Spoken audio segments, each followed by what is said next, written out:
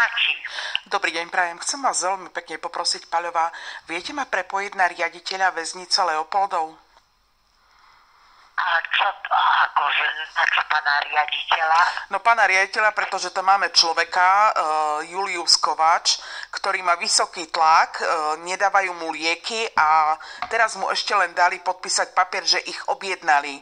A je v ohrození života a toto už budeme podávať aj žaloby. V Leopoldove.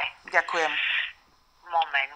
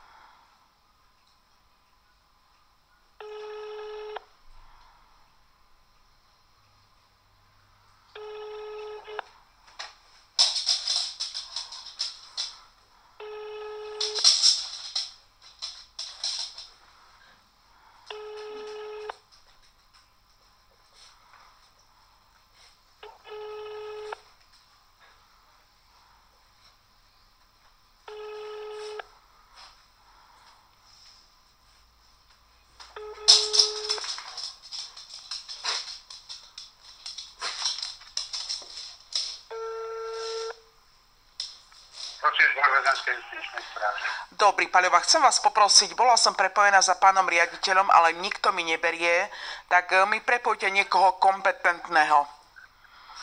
Dobre, ale v ktorom ústave? Leopoldov.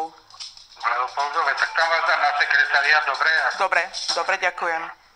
Prosím.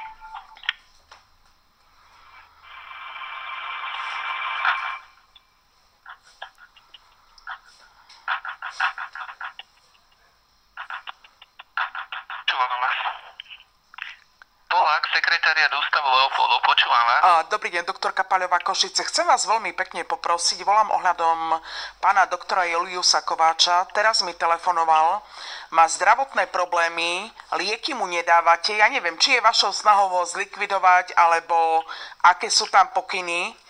Jednoducho bol včera bol u lekára, lieky mu nedali s tým, že lieky objednávajú.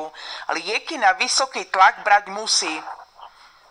Ako ja neviem, je vašou snahou ho zlikvidovať? Chcete dnes trestnoprávne následky, alebo ako si to máme vysvetliť?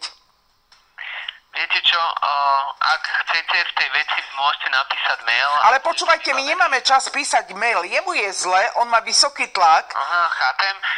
Ja vám zo sekretariátu ústavu riaditeľa, ani riaditeľ sa vám istotne k zdravotnému stavu odsúdených nebude vyjadriť. Ja nechcem, aby sa vyjadroval. Ja chcem, aby bola poskytnutá liečba. No a ja vám hovorím, že my zo sekretariátu ústavu riaditeľa, ja sa vám neviem k tomu vyjadriť, lebo nemám tu jeho zdravotnú dokumentáciu a v zmysle zákona ani nemám do toho prístup. Rozumiem, tak ma... Ak napíšete mail, následne mail bude postupený ošetrujúcemu lekárovi a on bude musieť zaujať nejaký stav. A neviete ma prepojiť na ošetrujúceho lekára?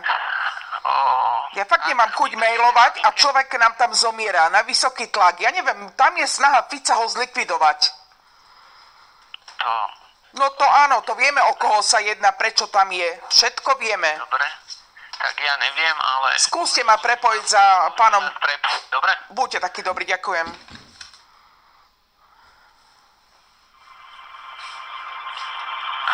Psychopat bude likvidovať ľudí.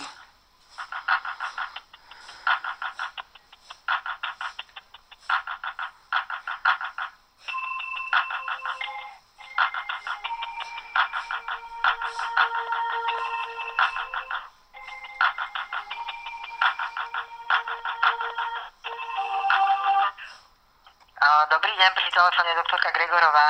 Dobrý deň, doktorka Paľová Košice. Chcem vás veľmi pekne poprosiť, volám ohľadom pána doktora Juliusa Kováča. Teraz mi telefonoval, je mu veľmi zlé, má vysoký tlak a lieky nemá, údajne boli objednané. tak ja neviem, či je tam nejaký pokyn od Fica, lebo je to politický väzeň. Takto, ja to idem preveriť, dobre? Áno. A ak je nejaký problém, určite aj bude predvedený na ambulanciu, odmerá sa mu tlak, určite to... Lebo ja neverím, že tie lieky budete objednávať, ja neviem, týždeň, dva. Je tu vysoký tlak, pani doktorka, vy veľmi dobre viete, že lieky na tlak musí brať priebežne. Určite áno, ja neviem, jak je on u nás dlho... Od 4. októbra. No a oni všetci takto odsudení. No. Ja teraz vám z hlavy neviem povedať pri tých 1300 vecí. Ja rozumiem. Buďte tak... Sú poučení, lebo áno. ktorí majú lieky vydané celé balenie do rúk. A keď sa im míňa, tak týždeň predtým si majú dať žiadanie liekov. Toto ja neviem, on mi telefonoval, že bol u pani doktorky, pani doktorka mu lieky, neviem, či bol u vás, že mu lieky Ja som psychiatrička. že mu lieky predpísala, ale že sa objednávajú, ale tak lieky na vysoký krvný tlak brať musí.